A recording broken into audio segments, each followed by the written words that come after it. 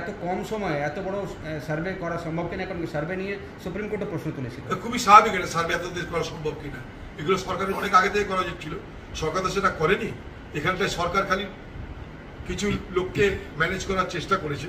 প্রথম কথা হচ্ছে যে আমরা কিন্তু চেয়েছি প্রথম থেকে যে পিছিয়ে পড়া যারা মানুষ ভারতবর্ষে আছে তাদেরকে কাস্ট সার্ভে করে ওবিসির তালিকায় নিয়ে এসে তাদেরকে সুযোগ সুবিধা দেওয়া হতো। দেখুন আজকে তেলেঙ্গানায় কাস্ট সার্ভে করতে পারলো, বাংলায় কেন করতে পারছে না? বাংলা কেন উদ্যোগ আছে কাস্ট সার্ভে করার? কাস্ট সার্ভে করলে তো সব কিছু তথ্য বেরিয়ে যায়। আজকে ওবিসির মধ্যে অনেক পিছিয়ে পড়া সংখ্যালঘু সম্প্রদায়ের মানুষের তাদের রুটি রুজি সংস্থা করা সম্ভব, সেই জায়গাটাই কিন্তু তারা সেই সুযোগ থেকে বঞ্চিত হচ্ছে। এবং মমতা ব্যানার্জি এই সময় এটাকে টালবাহানা করবার চেষ্টা করবে এই কারণে যে আবার যদি প্রচারে এসে যায় যে মুসলমানদের সুবিধা হচ্ছে, মুসলমানদের সুবিধা যদি হিন্দুকে রাগিয়ে দেওয়ার সুযোগ পাওয়া যায়, তাই হিন্দুকে রক্ষা করো, মুসলমান রক্ষা করো, আমার ভোট পার করো, এই লাইনে দিদি হাঁটতে যাচ্ছে। এখন কিছু করবেন না উনি। আমাদের দলের পক্ষ থেকে অনেক বেশি মৃত্যুর কথা বলা হয়েছিল।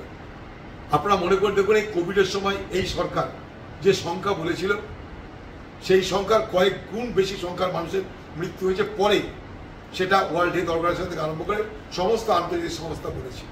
ঠিক একইভাবে এই মেলাতে, কুম্ভ মেলাতে, সেখানেও মানুষের যে মৃত্যু প্রথম দিন থেকে সেই মৃত্যু সংখ্যা ধামাচাপা দেওয়ার চেষ্টা করা হচ্ছে, সেটা কিন্তু আমরা প্রথম দিন থেকে বলেছি এবং আজ সেটা প্রমাণ হচ্ছে। তবে আমার ধারণা 82 নয়, আরো বেশি মানুষের মৃত্যু হয়েছে। আরো পুঙ্খানুপুঙ্খ তদন্ত করা দরকার, আরো পুঙ্খানুপুঙ্খ খোঁজ নেওয়া দরকার। কারণ যারা মারা গেছে তাদের অনেকেরই সন্ধান আজও আমাদের জানা নাই। এই নিয়ে কিন্তু সরকারের পক্ষ থেকে, উত্তরপ্রদেশ সরকার এবং কেন্দ্র সরকারের পক্ষ থেকে আরো বিস্তারিত তদন্ত করার প্রয়োজন আছে বলে আমি মনে করি। তার চাপে এসে এখন স্থগিত রাখতে স্মার্ট মিটার লাগানো হবে। দেখুন এই প্রতিবাদ আমরাও করেছি যে স্মার্ট মিটার লাগানোর বিরোধিতা করেছি আমিও নিজেও। কারণ একটাই যে পশ্চিমবঙ্গের আজ পশ্চিমবঙ্গ সরকারের যে আর্থিক অবস্থা, সে আর্থিক দৈন্যতার জন্যে ভাড়ার তার নিঃশেষ হয়ে যাচ্ছে।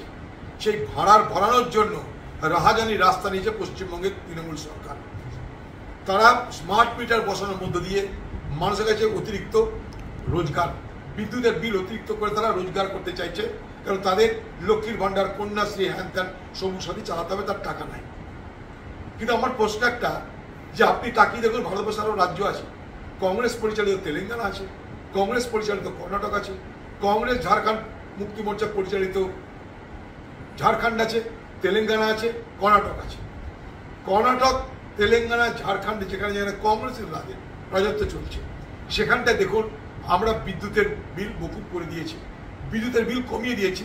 পাশের রাজ্যে ঝাড়খণ্ড 200 ইউনিট বিদ্যুৎ সেখানে বিনা মূল্যে ব্যবহার করার অধিকার দিয়েছে মানুষকে।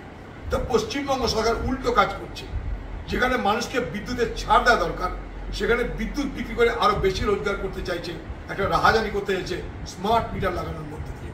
তবে এই চালাকিটা নির্বাচন পর্যন্ত থাকবে।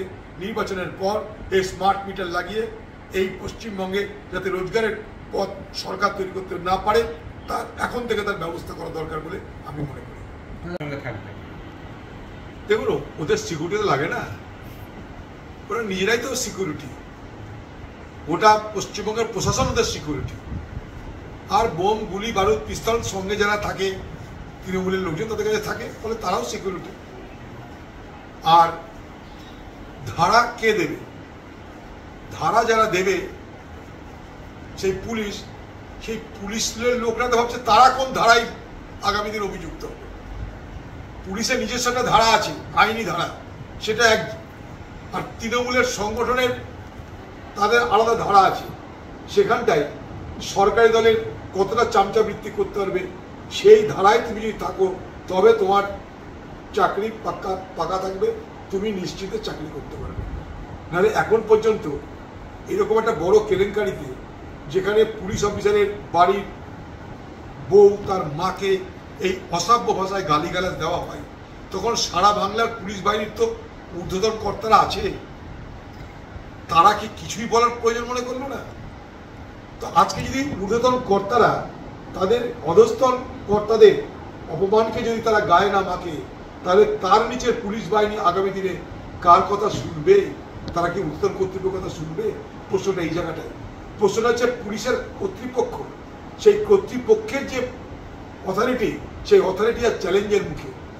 ফলে সারা বাংলা এক অদ্ভুত আইনি বিশৃঙ্খলার মধ্যে পতিত হয়েছে।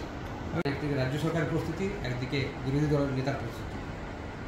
বাংলার মানুষের রুটি রুজি, রোজগার, শিক্ষা, স্বাস্থ্য কোনো মাথা ব্যথা নেই। বাবা জগন্নাথ, তার পাশাপাশি তার রথ, জগন্নাথ যাত্রা, রথযাত্রা, এইসব যাত্রার মধ্যে আমরা আমাদের আসল পথ হারিয়ে ফেলছি। জগন্নাথের প্রসাদ বিতরণ করার জন্য এলাকা এলাকায় সব ঠিকাদার নিযুক্ত করা হচ্ছে। তারা গজা খাজা সব বাড়ি বাড়ি দিয়ে আসবে জগন্নাথের প্রসাদের নাম করে, কারণ তাতে নাকি হিন্দু ভোট বাড়বে। আরেকজন ভাবছে যে যদি জগন্নাথ দেখিয়ে হিন্দু ভোট বাড়ে, তা আমি কেন পিছিয়ে পড়ে থাকবো? আমার রথ আছে, রথ আমার পথ দেখাবে। সমস্যা হলো বাংলার এই যে এই জগন্নাথ কার, রথ কার, সেই প্রতিযোগিতার মাঝখানে আমরা বাংলার মানুষের জীবনের যে মূল সমস্যা, সেই সমস্যাগুলোর থেকে আমরা নিজেরা সরে যাচ্ছি এবং সেই সমস্যা নিয়ে মানুষকে আমরা ভাবতে দিচ্ছি। এভাবে বাংলাকে পিছিয়ে দেওয়া হচ্ছে, বাংলাকে এইভাবে এক অতল গহ্বরে নিমজ্জিত করা হচ্ছে বলে আমি মনে করি। একটা অন্য কোশ্চেন রয়েছে।